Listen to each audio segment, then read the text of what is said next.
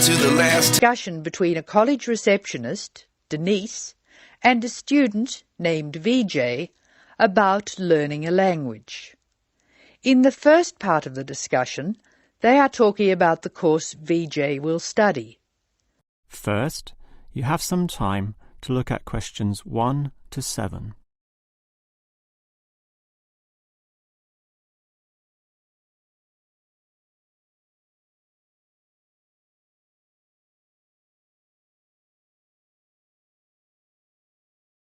Now we shall begin. You should answer the questions as you listen, because you will not hear the recording a second time.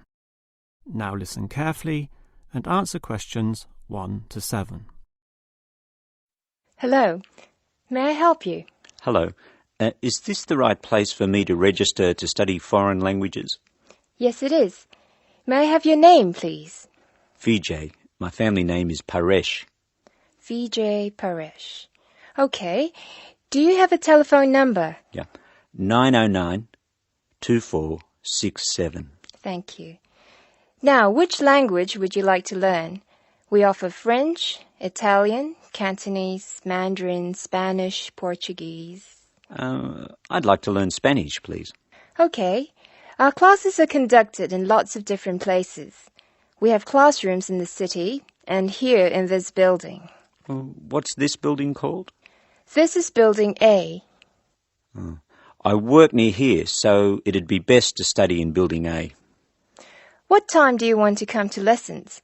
They go on for 3 hours and they start at 10 a.m., 4 p.m. and 6 p.m.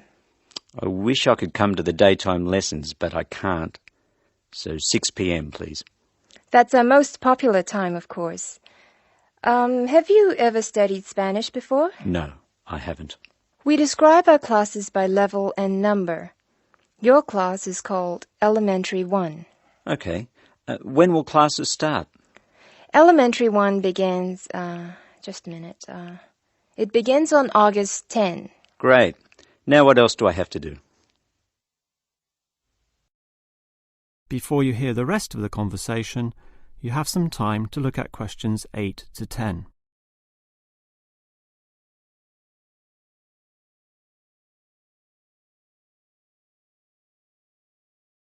Now listen and answer questions 8 to 10. I'm sorry, VJ. What were you saying? I wanted to know what else I had to do. Oh, of course. Please go to the building on the other side of Smith Street. I want you to go to the reception area first. It's just inside the door on the left as you enter from Smith Street. Give them this form. Okay. Do I pay my fees there? No, but the fees office is in the same building. Go past the escalators and you'll see a games shop. It's in the corner. The fees office is between the games shop and the toilets. Thanks. Where can I buy books? The bookshop is opposite the lifts. It's right next to the entrance from Robert Street. Your offices are spread out. Not as badly as they used to be. By the way, we offer very competitive overseas travel rates to our students. Oh, I'd like to look into that. Of course. The travel agency is at the Smith Street end of the building, in the corner next to the insurance office. Thank you very much. Bye.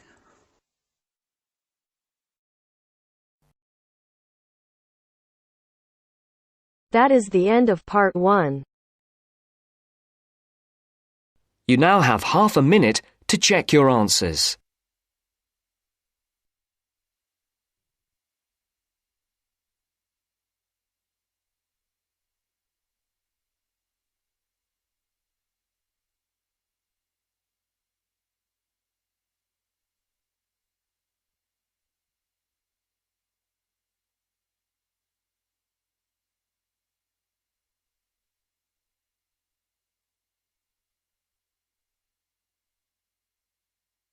Now First, you turns to have some part 2. time to look at questions Part 2. 11 to 16.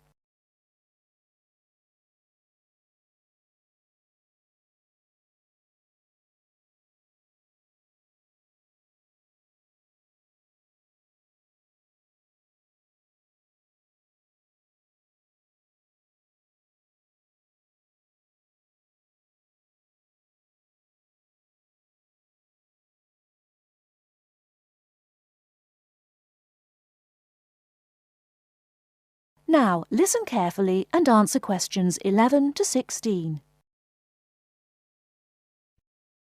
Good afternoon. Hello. How can I help you? I'd like to make a transfer, please. You want to transfer some money? That's fine. Let me just bring up some details. Right, here we are. Can you tell me your name, please? It's Alice Deltour. OK, and your date of birth?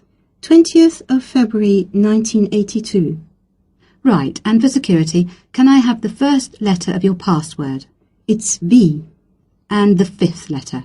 That's F. Fine. Now, where do you want to make the transfer to and from?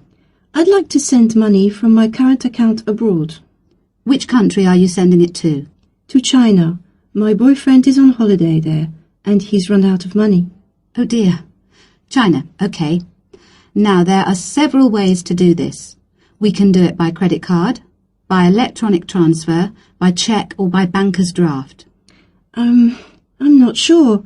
What's the best way? Well, that all depends. The simplest way is by cheque, really. I just write the cheque and send it. Yes, but it can be very slow and take a long time for the money to clear, between 3 to 4 weeks. How soon do you need the money to get there? I'd like it to get there in the next couple of weeks. So really, sending a cheque is going to be too slow? Yes, I think so. Let's look at electronic transfer then. This usually takes between 2 and 5 working days. That's 2 to 5 days. Working or business days. If you send it on Friday, it will get there the following Friday at the latest. I see. That's much better. Yes, but we do charge a fee for this.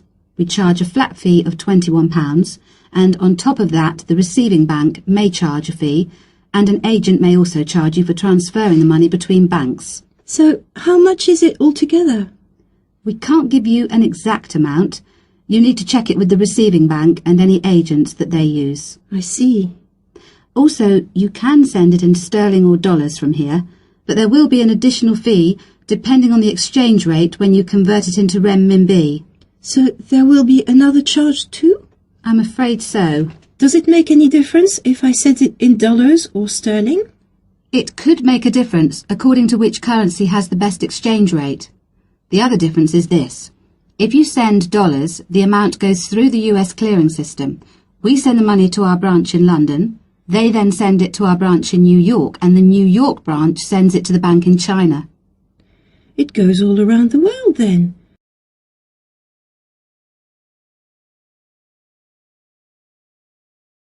Before you hear the rest of the talk, you have some time to look at questions 17 to 20.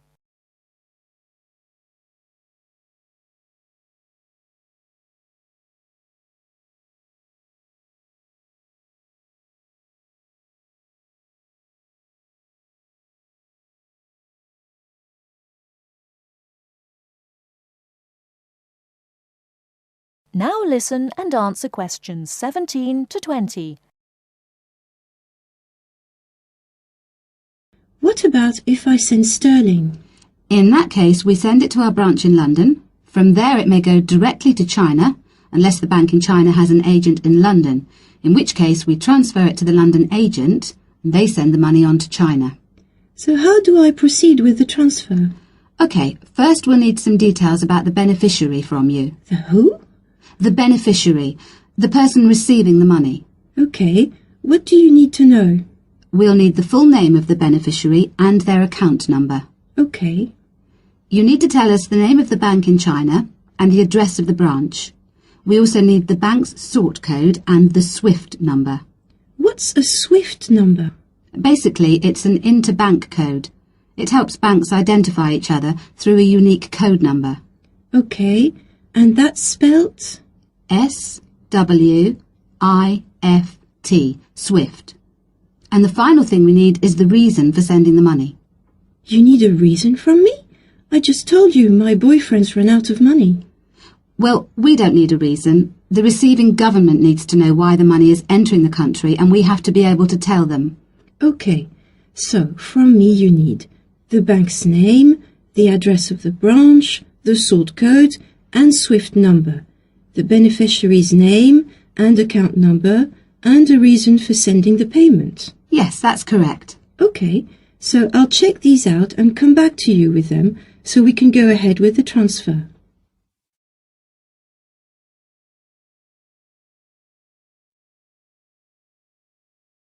That is the end of part 2. You now have half a minute to check your answers.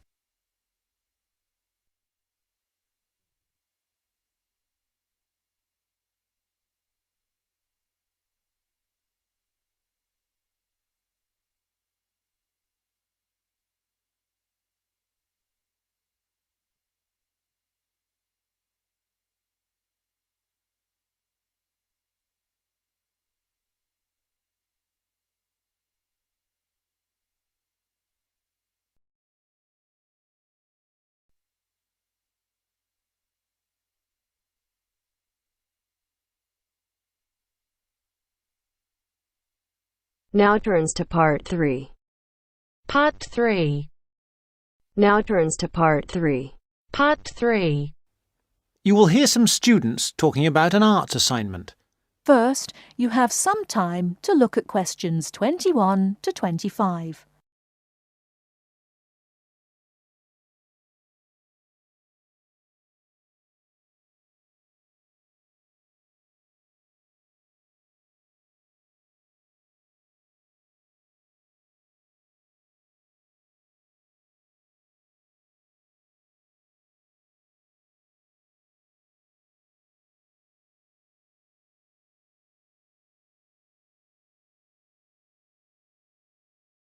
Now listen carefully and answer questions 21 to 25. What have you been working on, Arthur?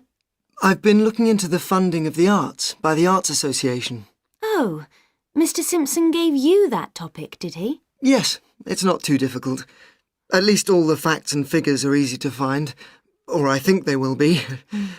I've done a lot of useful stuff already.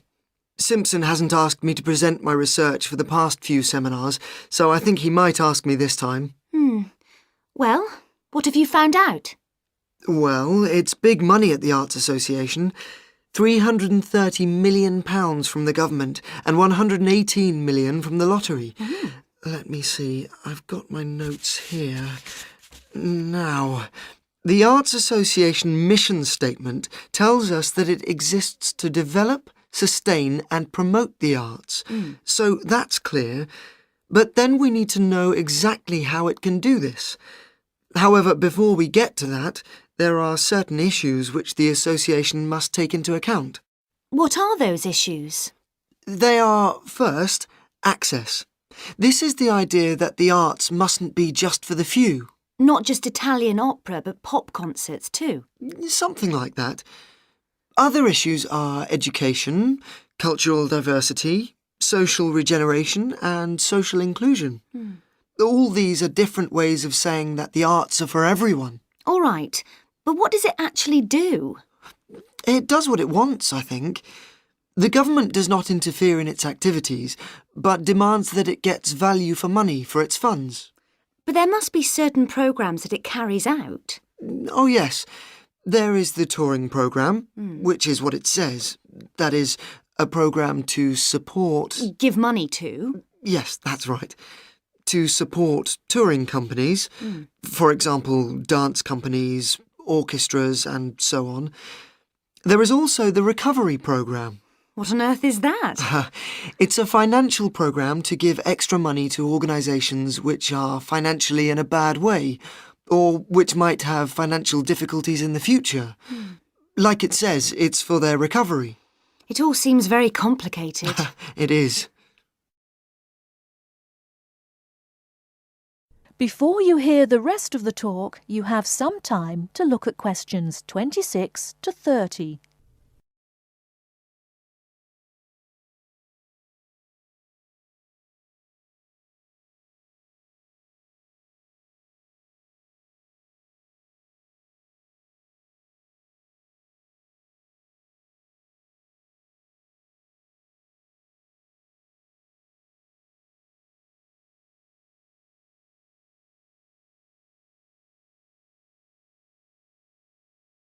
Now listen and answer questions 26 to 30. Did you get any information on the reading for the other half of our work? Yes, I did. You mean the Art and Society module? Yes. Yes. I met Simpson himself as we were waiting for a train at Norchester Station, so I managed to ask him. Any luck? Yes, I've got the notes I took here. He told me, of course, to start with Greenberg, who covers contemporary art and the up-to-the-minute movements in America. It's about the modern movements, really. As far as the economic impact of art is concerned, a basic text is the Parliamentary Report on Art and the UK Economy. This gives lots of monetary facts and figures, but the figures are not very satisfactory, as, of course, a lot of the information is confidential and can't be published. Art Now, Art Wow by someone called Dennison sounds exciting, and is about how art and artists are created, presented for buyers, and sold in the US. It's about the whole trade in art as a phenomenon. Like a product? Like washing powder? Yes, that's the idea of the book anyway. And there's another one here. Oh yes, by someone called Hampton. It's a book called American Art, which Simpson says is full of discussion on the relationship of art to the other aspects of culture, such as film, television, books and so on. Popular culture, I suppose. Not just popular. Culture of all sorts, I imagine. Finally, for the spiritual and more abstract aspects of art, he recommends Art and the Mind of Modern Man by Frick. It's sort of about how art relates to how we think. He did have lots of other recommendations, but luckily his train arrived before he could move on to them. These seem enough to me. Yes, they're a good place to start. We will be busy. That is the end of part 3. You now have half a minute to check your answers.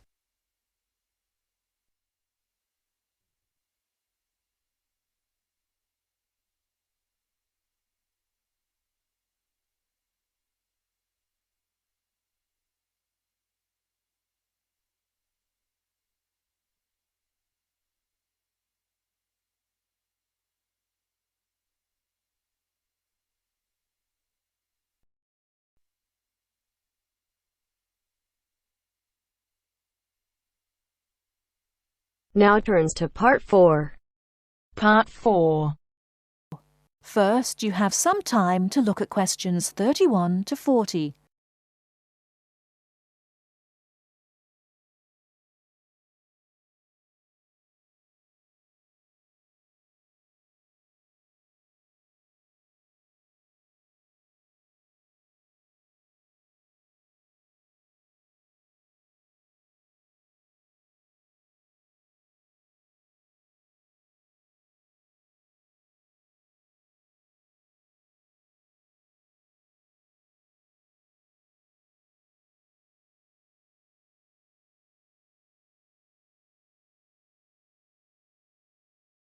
Now listen carefully and answer questions 31 to 40. Good afternoon, everybody. My name is Sally Miller, and I'm here to offer you some advice on legal matters whilst you are studying at this university. Happily, most international students complete their courses without running into any serious legal problems. But if you do find yourself involved in a legal dispute of any kind, ask for help. There are two options. First, contact the students' union or welfare officer. Even if they cannot help you directly, they should be able to advise you where to go for help. The second possibility is to contact the Citizens Advice Bureau in your area. You can find them in the local telephone directory. They will be able to recommend a solicitor if you need one, and tell you if there is a local law centre providing free legal advice. They will also be able to tell you whether you can claim legal aid to help pay for any court and legal fees. Let me give you some basic information about the police.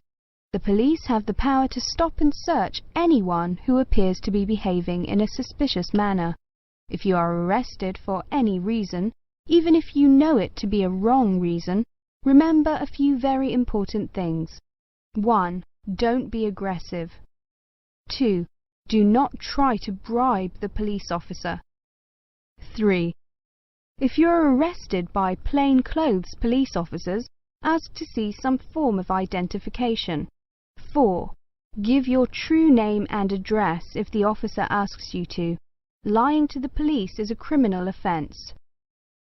5. Do not sign any statement until you have received advice from a solicitor. There is always a solicitor on duty at every police station. 6. You will be entitled to make one telephone call. If you use this call to telephone a friend, urge your friend to contact someone from your university or from the Students' Union and get advice about what you should do next. If you find yourself in trouble with the police, it is very important to get professional advice. Contact any of the following: your university welfare officer, the Students' Union at your university, your local Citizens Advice Bureau, a local law centre. If you are found guilty of an offence, it could seriously damage your position as an international student, so be sure to ask for help as early in the process as possible. Remember, obey the local laws. The laws here may not be quite the same as in your own country. Here are a few examples of actions that are illegal here. It is against the law to possess offensive weapons. For example, knives, guns, chemical sprays used for personal defense. Even women are not allowed to carry sprays or other deterrents to protect themselves against possible assault, except for rape alarms. Possess or supply hard or soft drugs. Disturb the peace. This is called disorderly conduct. This means that you can be arrested for being too noisy or rowdy. A few words about drinking. In this country, it is perfectly acceptable for adults to drink alcohol in moderate amounts. For many people, drinking is an established part of their social life. Going out for a drink is how they relax or spend time with friends. If you go to a party or visit people at home in the evening, your host will probably offer you a drink. Often a lot of university social life can revolve around drinking, especially for undergraduates. Do not be surprised if people arrange to meet in a bar, or if events are held in a pub. But you are not obliged to drink alcohol if you do not want to, even if you are in a pub or at a party where everyone else is drinking. You can always ask for a non-alcoholic drink instead. And if you feel uncomfortable going to places that serve alcohol, explain this to your friends. There are lots of other places where you can meet. If you do choose to drink, remember that you should never drive a motor vehicle after drinking alcohol. It is dangerous, and the police can impose serious penalties on you. Also, remember that being drunk in public is not acceptable either, and the police can arrest you for it. Drugs and alcohol can cause serious problems. Let me repeat that in this country it is illegal to use drugs, except under medical supervision.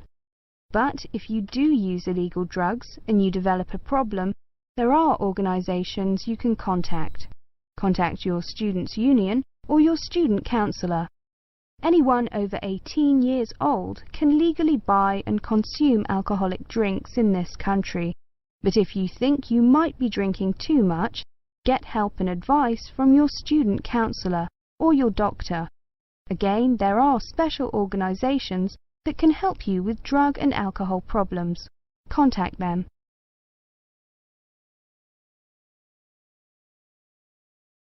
That is the end of part 4. You now have half a minute to check your answers.